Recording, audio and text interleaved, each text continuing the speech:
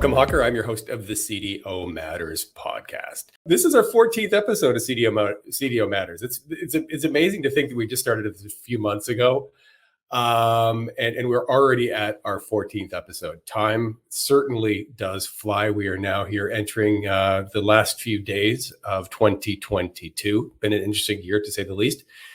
I'm going to spare you one of the, kind of the year in summary type,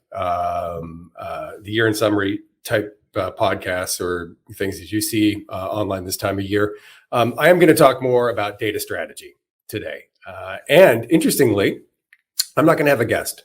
I'm going to be the guest. We're trying something a little bit new here and tapping my wealth of knowledge that I gained while as a Gartner analyst and having run and implemented MDM programs and data governance programs and been a vendor consultant, analyst, buyer, you name it. I've got a number of years of under my belt here of knowing what works and what doesn't work. So we're going to just go with me as the guest today.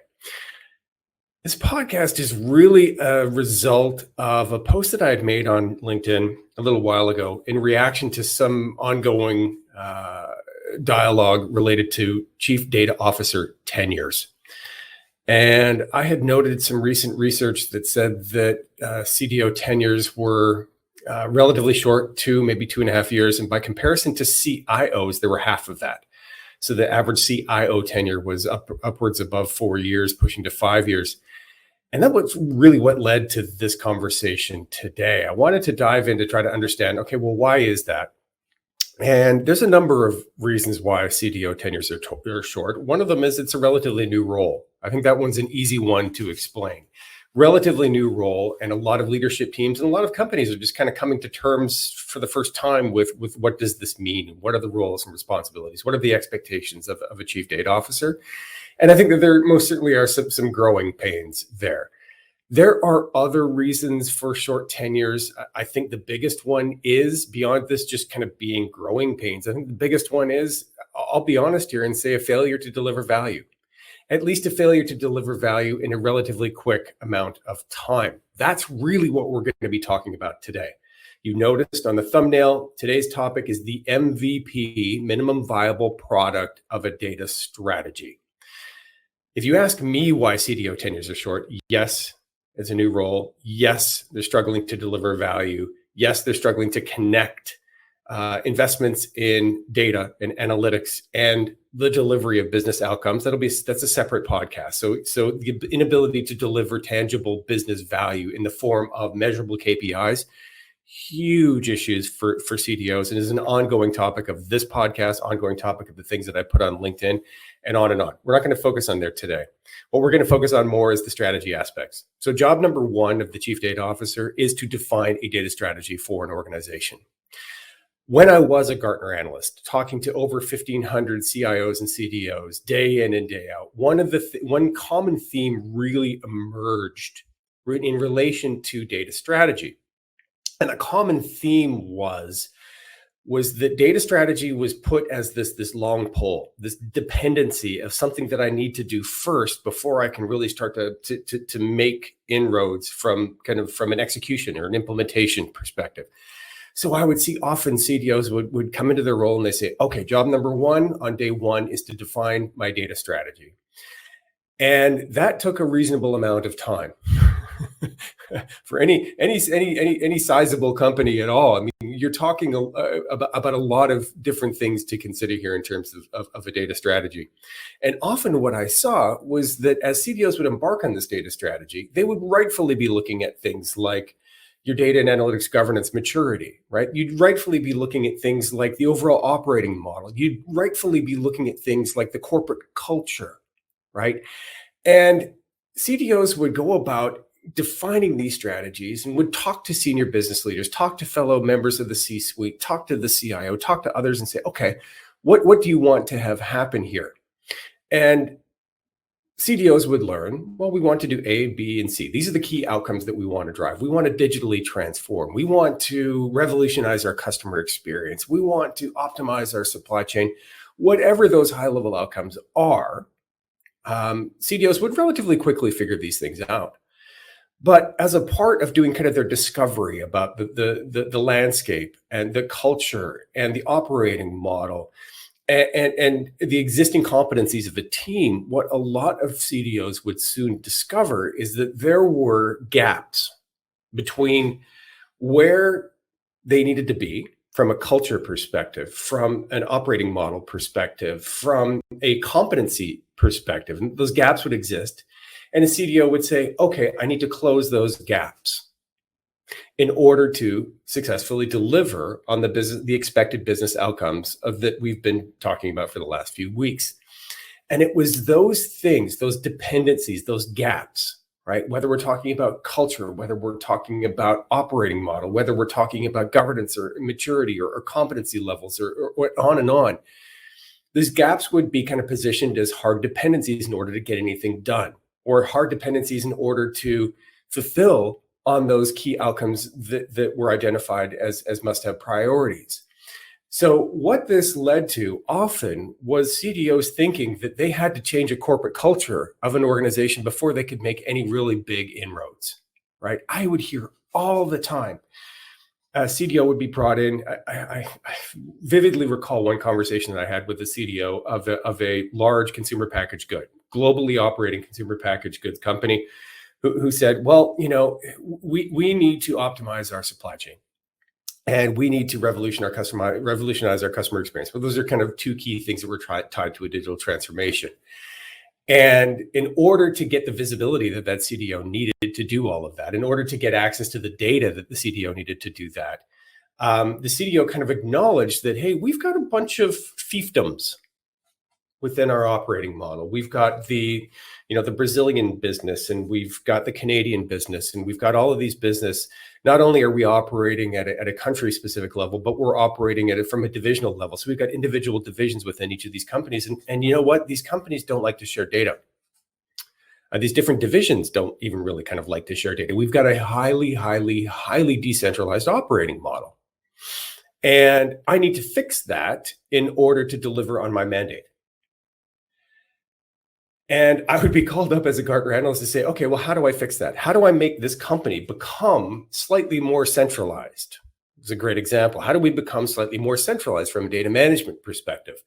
Because in order to deliver on this mandate that I've got from a strategy perspective, that's what we need to do. We need to take a kind of a more centralized, maybe a little bit more of a top-down approach to managing some of the data and some of the business processes. Maybe not all of them, but maybe some of them. And I would ask, okay, well, first of all, do you have the kind of the firepower behind you, right? Do you have the support of the CEO even to do that, right? And often the answer was, whether it was this one use case that I'm talking about or others, this was a common theme, by the way, is that I need to change the operating model of the business somehow, some way, in order to be successful as a CDO. I'd say, okay, well, do you have the firepower behind you to do that? Do you have the air cover of the CEO to do that? And often the answer was, yeah, I think so, but I've gone and talked to the divisional leaders, and they don't think that they have that mandate. So this is a long way of saying is that CDO was walking in basically to a lion's den. And as much as changing that operating model, and not only is this an operating model, but this is very much a culture as well. These things from the perspective of centralized business process management versus decentralized business process management, operating model and culture are hardwired together. So to try to change that, you're talking years and years and years, right? Especially for a very, very big company.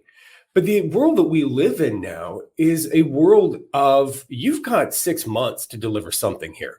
Right? This is a world of digital transformation. This is a world of digital acceleration. This is a world of constant change and disruption, whether that is global pandemics or supply chain interruptions or changing customer needs, right? Or maybe that's some new startup that is trying to disrupt your business. It doesn't matter. We live in a world where asking your organization for 3 to 4 years in order to deliver value as a CDO is a really, really tall order. So I would argue that one of the reasons for very, very short CDO tenures is that they rightfully identify that some fundamental things about the way that the business operates needs to change. And that's generally accurate, right? And those things do absolutely positively need to change in the longer run. However, when you put those organizational changes, those culture changes, those operating model changes as dependencies to be able to deliver value, and if you make those changes your top priority, you're going to have a hard time delivering value in the short term. And a year will go by and your CEO will be asking, okay, what did our new CDO deliver? Well, we've hired some very expensive consultants. We may have a high level roadmap. We may have some other discovery done. We may know where some of the data lives. Maybe we've even built some data catalogs and some other kind of interesting anecdotal insights based on the purchase of a lot of tech, right? Like a data catalog or other governance tools or that kind of things. But in terms of the business value, the things that the business really cares about, where are we? Well, that CDO could step back and say, well, I couldn't do that because you gave me a mandate to become more centralized from a business process management perspective, or you gave me a mandate of changing the way that marketing operates, or you've given me a mandate in essence of changing the way that procurement operates. And I'm doing my best to execute those changes, but I'm running into friction and I'm running into pushback from those divisional departments. And even, yes, you may have given me the mandate and you may have said that this is important and you've said that I had the air cover, but when I went to go talk to those people, they don't want to change, or they feel that they don't have the edict to change, or they feel like changing will negatively impact their ability to deliver outcomes for the business. And I'm trying to change all of those things, and I'm trying to change the operating model because that's what's required to deliver on the outcomes that you told me are important. But I'm having a hard time doing it, and that's why I haven't delivered anything in the last 12 to 18 months. Which ultimately will probably lead to some sort of reevaluation of the program as a whole. So, as a result of that, what I want to share with you today, not that button, what I want to share with you today is something I'm calling the data strategy MVP, right? If there was one, there isn't one. There's a lot of things that I would recommend to new CDOs, but from the perspective of data strategy, which is almost always job number one for a new CDO, go and define a data strategy. If there was one little kind of bit of advice that I could give to you, it would be to try to be as agile, capital A, as agile as possible when it comes to defining a data strategy, right? So when looking at this model, and again, my apologies if you are on the audio only channels here, I'll try to describe this model, which is available at prophecy.com, which I posted on LinkedIn a couple of times already. So this model here is what I'm calling the MVP data strategy, and it really kind of has two different kind of circles, right? Spinning wheels, as it were. There's one circle on the outside that talks about the what I would call largely are kind of your constraints, right? Where I would argue things like kind of your overall business strategy, right? Your overall culture and operating model, and your data and analytics governance maturity. These things are not going to change in the short run. You're going to need years to change these things that are on this outer ring of this model. Right. So do you need to know what your data and analytics governance maturity is? Yes. Do you need to know what your culture and operating model is? Of course you do. But I would argue if you start with step number one, defining kind of your overall desired key outcomes, where those outcomes would obviously want to foot and tie back to your overall business strategy. So, an alignment between data strategy, high level outcomes of a data strategy and the business strategy, have those things aligned, of course. But then go about understanding what your culture and operating model is, what some of your kind of your roadblocks are going to be, right? You could identify that you want a overall outcome of, let's just say, let's re-architect or re-engineer for example, our supplier onboarding process. If you wanted to optimize your relationship with your suppliers, you could want better supplier management or better procurement processes or a more exceptional customer experience. Maybe that's a better example, customer experience, because everybody's focused on that. Most are focused on supply as well, but only when you're making stuff. So everybody's got customers. Let's focus on customer. Let's say that you could have a desired outcome here of you want to significantly enhance the customer experience. Maybe right now you've kind of got low net promoter scores, or you've got challenges related to retention, or cost of acquisition is high, and you want to improve your customer experience with the ultimate goal of improving your customer retention. Let's say that that is kind of a high level outcome that you want. You can quickly identify that. We're not talking about weeks and months to figure that stuff out. It's probably something that was included, a topic that was being discussed during your recruitment. I would have to imagine. We are seeking a CDO in order to deliver more exceptional customer experiences and improve our retention, right, through better data management. So you can identify is that one of the key kind of the key outcomes here. And then the next step would be to understand what environment are you operating in. Yes, you want to improve your customer retention, your customer experiences, but what is your overall operating environment here, right? How willing is marketing, are marketing and sales going to be to work with you as the CDO? How do they operate? How does marketing and sales operate? Are they relatively autonomous? Do they have a lot of freedom in order to manage customer relationships? Or is that more of a collaborative enterprise within the environment, right? So understanding the environment you're going to be operating in from kind of a culture perspective. Who thinks they own the customer? When you embark on this, you're going to hear that word often. Well, we own the customer. We're finance and we own the customer. Sales owns the customer, or account services owns the customer. Who thinks they own the customer today? Is there a belief that one group owns them, or is it more of a collaborative thing? This will start to give you some insights into the overall operating the model that you're working with. Then sit down and have conversations with those people. What does owning customer data mean to you as VP of marketing, or to you as VP of sales? You'll start to understand how hard maybe are some of the kind of the lines between silos, the lines between operating groups, right? Is there a highly collaborative environment there, or is there more of a friction type environment where people don't really like to share data, and maybe sales has a bit of a distrust of marketing, and vice versa? Maybe the product organization thinks that sales and marketing are not operating that well, and maybe product thinks they own the customer. It's those types of things you want to kind of get a feel for, right? In terms of what is the operating model, what's the overall culture when it comes to this data, this one key outcome. By the way, a key to this whole thing being MVP driven here is to focus on a limited number of outcomes. I should have stressed that early on in step number one when defining what your outcomes are going to be. Limited number of outcomes, not all of them, one or two, right? If you want to take an MVP approach here to a strategy, and I would argue that is the best thing that you can do to start showing some quick wins, is to start showing some value and not get stuck in an 18-month long discovery and consulting engagement where you're trying to figure out how to address all of those key dependencies that we talked about earlier. Instead, focus on one or two key outcomes. Improving customer retention is a great example. Lowering your supply costs is a great example.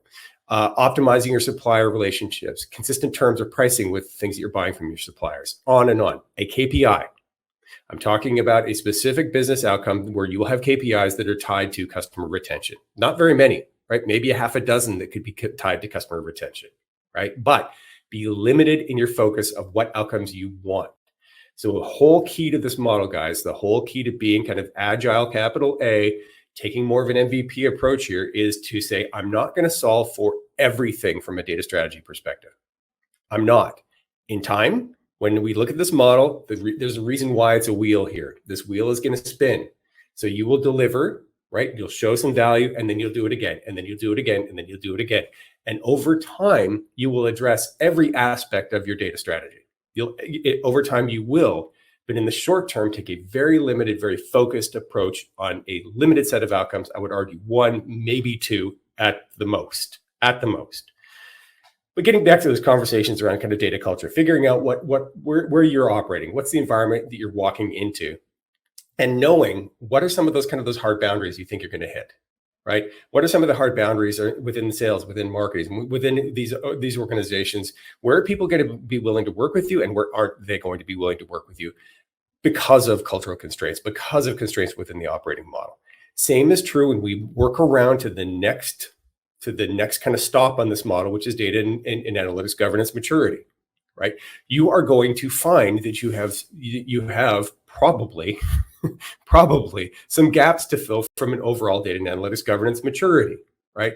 Do you need to go and hire some expensive consultants to do a maturity assessment? Well, probably not.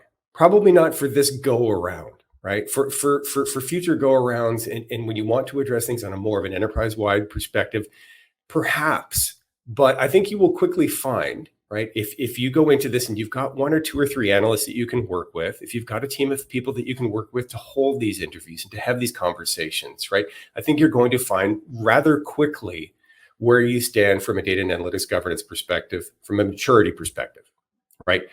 You can go hire some consultants to do a maturity assessment if you want. Chances are what they're going to come back with is out of a scale of 5, you come back at a 2 or a 2.5. I saw that over and over and over and over again. The results are almost always the same. And what they almost always say for new CDOs is that, yeah, your data tends to be highly siloed. You take a bit of a firefighting or reactionary approach to data management. You've got some data quality issues. Data is not really being used as leveraged as an asset from an analytical perspective. You've got some distrust with your reports. You may have some reports that are being produced, regularly. You've got some dashboarding, but often it's highly siloed within individual departments or operating units. You lack some enterprise-wide views. The symptoms of a level 2 maturity here are common, right, and are easily identified based on some of the things that I just shared with you and other maturity models that are widely available online. Do you need to go and hire Deloitte to go apply their maturity model? Well, maybe in time, but I would say if you want to be MVP and if you want to be quick and you want to show quick wins, you could probably have 3 or 4 or 5 days worth of interviews with key stakeholders and understand pretty quickly where you are. And chances are everything I just described describes where you are. Highly siloed, highly reactionary, lack of an enterprise-wide data strategy, lack of an enterprise-wide governance model, lack of enterprise-wide MDM, on and on. What I saw here as a Gartner analyst was almost consistent. It was always that way. So again, these kind of things from the outer ring of this model, when it comes to your overall business strategy, when it comes to your culture and your operating model, when it comes to your overall governance maturity, you are not going to change these things in the short term. These are constraints, and you need to figure out how to operate within those constraints in terms of delivering value quickly to your organization. So do you need to fix them in the long term? Probably yes, right? You certainly need to up your game from a data and analytics governance perspective. You probably need to address some of these issues related to your culture and your operating model. But are you going to make that a hard dependency in order to deliver value? No. You need to find a way to deliver value within those constraints. If you want to extend your tenure, if you want to avoid a situation where in 12 to 18 months you're being evaluated around some sort of inability to deliver value, if you want to be MVP, I would stress to take those things on the outer ring of this model as constraints and find ways to work around them, right? A great example is leveraging more analytical insights instead of operational insights. And what I mean by that is you could identify pretty quickly. Let's get back to the customer experience model here. You could identify, or the customer experience deliverable. You could identify pretty quickly that the way that you onboard customers and the way that you manage customer data is probably likely pretty broken. Almost always is, right? Where you've got salespeople doing some silly shenanigans in your CRM, where there's no integration between your CRM and between your ERP or whatever systems that you use to make things or deliver things or recognize revenue, that there's a break between CRM and downstream ERP processes. Almost always happens. You could identify that you've got some broken business processes, right? Chances are you do, right? Are you going to say, okay, as a way to solve for better customer experience, I need to change how the business operates. I need to change how we capture customer data in our CRM. I need to put more constraints around how salespeople enter data into the CRM because they need to stop doing stupid stuff when they enter new accounts. All that stuff may be true. It may be true, but addressing Any issues related to your existing operating model, how you manage customer today, those are not going to be short-term fixes. They're just not. You're going to hit friction. You're going to hit pushback. You're going to hit people in sales saying, if you make my salespeople do this, it's going to slow down our ability to close new deals. And the minute that's said, and then the minute that happens, you're dead in the water. You're not going to change that operational process. You can keep trying. You can keep trying to kind of pound that round peg into the square hole, but it's not going to happen in the short term. It's just not. So a way to work around that is to focus more on analytical insights. Are there things that you can do from a governance perspective, or at least from an analytical perspective, to at least show and highlight how managing customer data better will deliver on an exceptional customer experience and will deliver on retention? I'll give you an example. Could you use some improved analytics, maybe a little bit of MDM and maybe a little bit of governance, not a ton, but take a light-handed approach to those things to deliver a customer 360 that could show where customers are traversing your lines of business, or could show how you've got the same customer record 5 or 6 times in your support system, in your customer, in your kind of the system you use to manage trouble tickets or any sort of customer support issues. Could you show where you have multiple customers showing up, and maybe instead of seeing 5 records for Acme Incorporated, your customer support people could actually just see 1, and all you've done here is to aggregate data and display it a little differently. You haven't changed how customers are onboarded. You haven't changed how salespeople put new accounts into your CRM. You haven't changed any of that stuff. You've just created a view using some basic governance rules related to how do we define customers, some basic data quality rules about how do we normalize the data and maybe even merge some records together if that's an option. Some basic integration, some basic maybe MDM, and where you've created a 360 view. Now, did you fix all the data? I would say no. Don't do that. Don't put a data quality cleanup in the critical path of what I was just talking about, because that's going to take a long time, right? Can you instead deliver on that outcome that we were talking about, better customer retention, right? Working with the data that you've got. Can a 70% of a solution or an 80% of a solution still deliver on that outcome and still deliver value to the organization? I would argue it can. But again, I used to hear all the time as a Gartner analyst, well, okay, even to do a customer 360, to do a really accurate, robust customer 360, I need to fix all the data. Well, good luck with that. 1, the data is never fixed fully, right? 2, for most larger organizations, once you start talking about 20, 30, 40,000 customer records, particularly B2C, but even B2B, 4, 5, 6,000 records, cleaning all of that stuff up, you're talking about hiring a small army. And chances are you're talking about months and months and months and months. And by the time you finish it, you're likely back to where you started from anywhere. So is that data cleanup really going to be part of your MVP in order to deliver value here? No, I would say it's not. I would say you need to work instead to set expectations with the business that you're going to get 70% of the solution, not 100% of the solution. But if you're focused on retention, if you're focused on KPIs, if you're focused on outcomes, what you can do is, the phrase I used to use is, you can price in some of that inaccurate data, meaning create an expectation with the business that you will improve customer retention 4% instead of 5 or 6 or 7.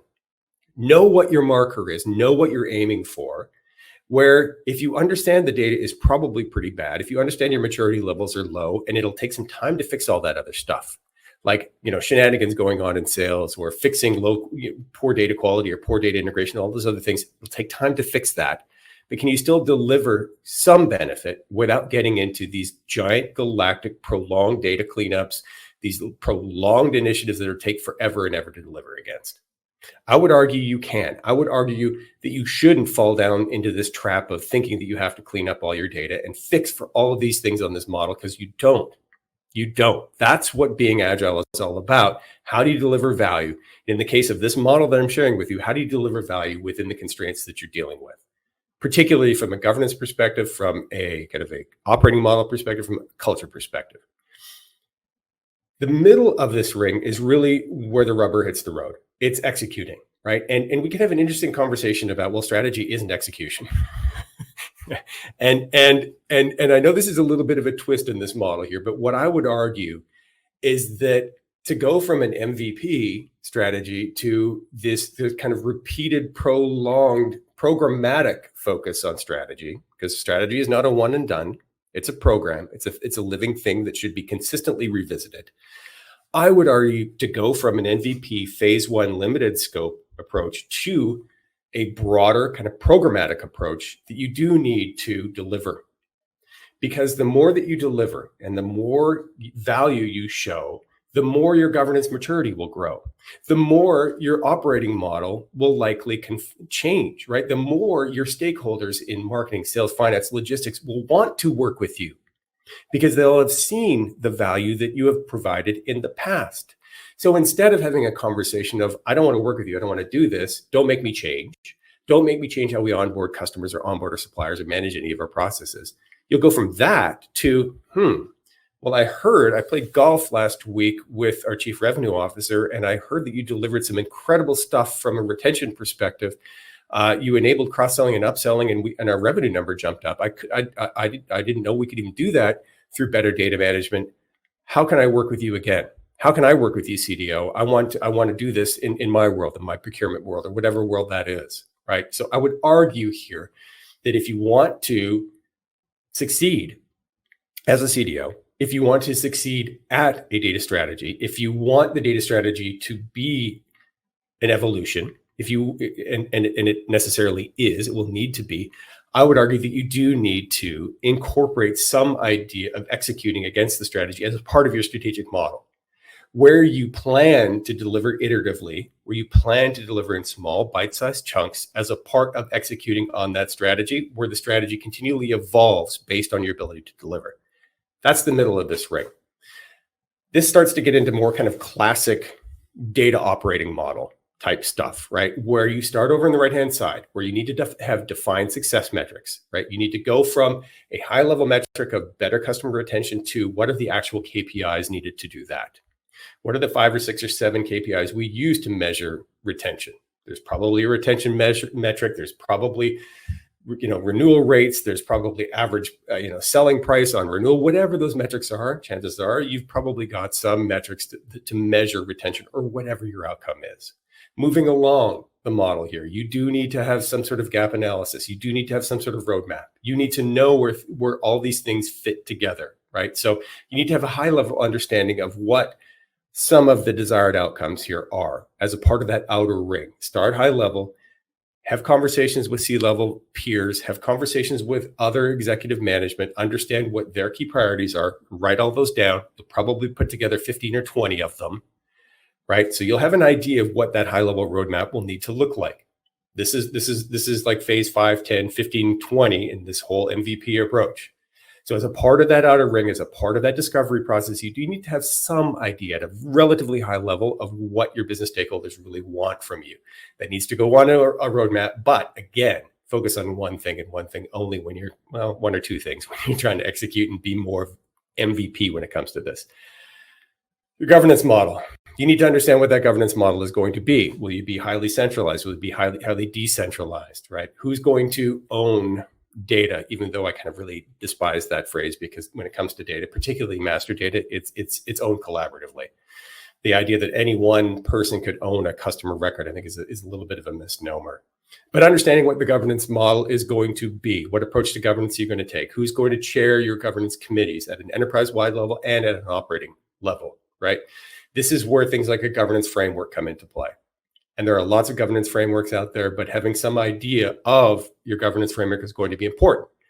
Now, if you had to solve for everything, meaning if you had to solve for every one of those 15 or 20 outcomes that I was talking about just now, if you had to solve for all of those, your governance framework here would be huge, right? And figuring this out as a dependency to deliver on your strategy, again, that's high risk, right? Because if you look at governance, and any governance framework model, I'm not sharing that with you now. That could be a separate podcast, but just Google data governance framework. There's a lot of them out there. They're all pretty good. We had a good one at Gartner. You'll find a lot of key dependencies that go into a governance framework. Retention, archival, data access, security, even ethics, for heaven's sakes. is part of a data governance framework. So the reason why we want to be MVP focused, razor focused on one outcome at a time at the beginning is because when you're focused on one outcome, better customer retention, the governance dependencies there will be limited. You won't need to figure out every business rule for every policy, for every aspect of a governance framework, for every nugget of data in your organization. Over time, as this wheel spins, you'll get there. But for now, you just need to figure out the governance needed to enable better customer retention. Simple. Stay focused, keep a limited scope, be agile, deliver on one outcome, figure out the governance dependencies for that one outcome instead of figuring out the governance dependencies for everything. Because if you try to figure out the governance dependencies for everything, you're going to be at it every day for the next 3 years, 2 to 3 years, easily, right? And that'll consume every resource you've got. You won't have delivered value, and it's not going to be good. It's not. Your organization. What's the organization here? What organization is needed in order to deliver against these short-term priorities?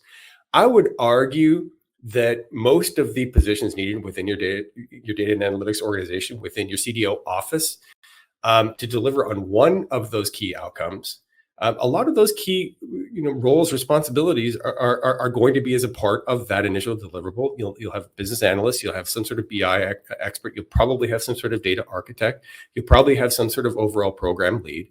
You can identify pretty quickly what are the key roles needed in order to deliver against that one outcome. And again, as you do this over and over and over, the team will expand, right? The people will expand. You will need to adjust. But I would argue that even for that phase one deliverable, you have a pretty good foundation from an organization perspective. Separate podcast, we can talk about roles and responsibilities. I've consulted to literally hundreds of companies on how to do this. Technology, the last little bit here. Never lead with technology. Technology should always be towards the end of your strategy definition. What are the tools and technologies needed to support everything else we were just talking about? In this case, taking an MVP approach, what are the tools and technologies that are required to enable better customer retention? Now, I can hear a lot of you out there saying, well, wait a minute here. If we just focus on this and have this MVP approach from an IT perspective, well, then how do we make sure that we're buying tools that are scalable? How do we make sure that we avoid not buying the same tool over and over and over again? And this MVP approach doesn't really work from a long-term strategy perspective when it comes to your overall architecture. Some of the concerns there are certainly valid. So you need to find a balance here. That outer ring, kind of that phase one that I was talking about, where you were sitting down with your fellow peers and you're talking to senior executives about what they want and putting together everybody's wish list, right? If you've got an idea of that high level wish list of all of the things that your stakeholders want through better data, through better governance, if you've got an idea of what that wish list is, for an architect who is worth his or her salt, I would argue that you could have a pretty decent understanding at a high level of what the overall technology architecture should look like. If you looked at all 15 or 20 of those wish list items, I think pretty quickly you'd have a decent understanding of what you needed from a high level systems perspective. If you knew what some of your constraints were existing today from an operating model perspective, an overall corporate culture perspective, some of the constraints related to your governance maturity, if you understood all of those things, you put them together, I would argue if you had a pretty talented architect, you could find a way to balance the short-term architecture needed to deliver on this MVP versus some of the tension that may exist with a longer-term architecture. You will consistently hear IT architects saying, well, wait a minute, we can't be short-sighted. We need an architecture that is scalable, flexible, that will grow with the business. Those things are absolutely accurate. They are absolutely accurate. But too much of a focus on that could negate your ability to deliver in the short term, right? Do you need to go and buy a massive data governance solution, a enterprise class MDM, an enterprise class data quality tool to do all the things that we were just talking about? An example, again, with the customer retention or maybe a customer 360.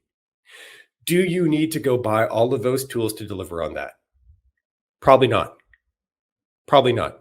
Are those the right tools to have longer term from an enterprise-wide perspective, from a long-term perspective of where you want to go with this roadmap? Yeah, probably. They probably are. given the size of your company, I mean, it's impossible to know, but you get my point, right? There's going to be a bit of a balance and a little bit of a tension here.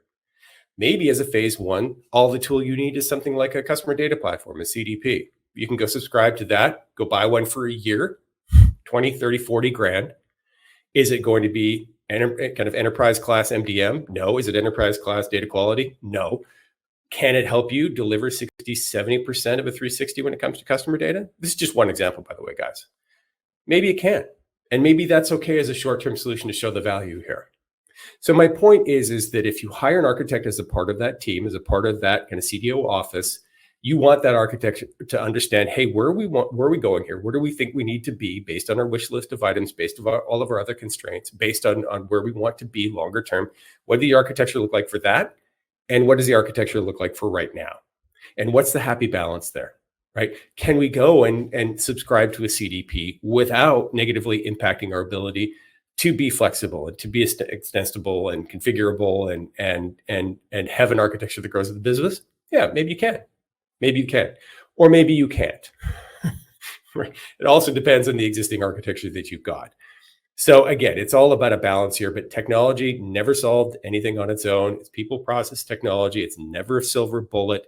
What you're going for here is an understanding of how do I deliver value? How do I deliver value? What's the fastest way to do that, right? Within the constraints that I'm operating in, so that we can turn around and do it again, and then do it again, and then do it again. And I would argue if you do this for a year, if you find a way to iterate and to deliver value against 4, 5, 6 high-level outcomes, if you can deliver some value from a customer data perspective or supplier data or whatever the key things are that really, really matter to your organization based on input from your peers in the C-suite, if you can provide value, move the needle half a dozen times over the next year, maybe 3 or 4 times over the next year, you're going to be in a far, far better position to leverage those successes to get additional funding, to take maybe a deeper look at some of the issues that we talked about before, maybe to go and do a deeper level maturity assessment, maybe to go into and to get some consultants to help really focus on that longer term roadmap that we were talking about. Maybe you do bring some consultants in to help you address some of the culture or operating model issues. But if you've been doing this for a year and you've been showing value and you've got your CEO is ready to re-up for the next year, you're getting increased budget, you're getting increased visibility, you're getting increased traction, you're getting more of your partners saying to you, I want to work with you, right? Keep doing that. That will earn you the right to start working on some of these really longer term things, like addressing some of these kind of operating model challenges, culture related challenges, or maturity level challenges on the outside of this ring. That's when you can start doing a little bit of both, right? Where you can keep working in MVP fashion, keep delivering value in small chunks, but then start focusing on some of the bigger, more intractable stuff, the 2 to 3 year long stuff that you do need to address ultimately, but having the balance between the two, instead of at the beginning saying, hey, I'm just going to be focusing on this long-term stuff that I probably don't have a lot of ability to influence in the short term. So that is my MVP data strategy. If I was hired as a CDO tomorrow, that's an approach that I would be taking in order to make sure that I was delivering value in the short term and not getting too hung up on things that I really can't change, the things that I really don't have a ton of control over, at least in the short term. The best way to get control over those things, like operating model, cultural issues, and on, is to show value and to show to your peers that you mean business and that you are able to deliver the value, which will earn you the right to start having conversations about fixing operating models and fixing corporate culture. So that's really the high level discussion point for today. I hope you found some value in this. I hope you found the kind of the approach here with just yours truly talking about data stuff a little bit different. Looking forward to the next episode of CDO Matters. This was our 14th, I think. It's just kind of cool. We've got more coming every 2 weeks. We have more and more of these coming. We'll most certainly having interviews with more CDOs, other kind of movers and shakers in the space. It's my privilege to bring this content to you. I hope you found some value in our conversation, or at least my conversation today. Would look forward to seeing you on another episode of CDO Matters sometime soon.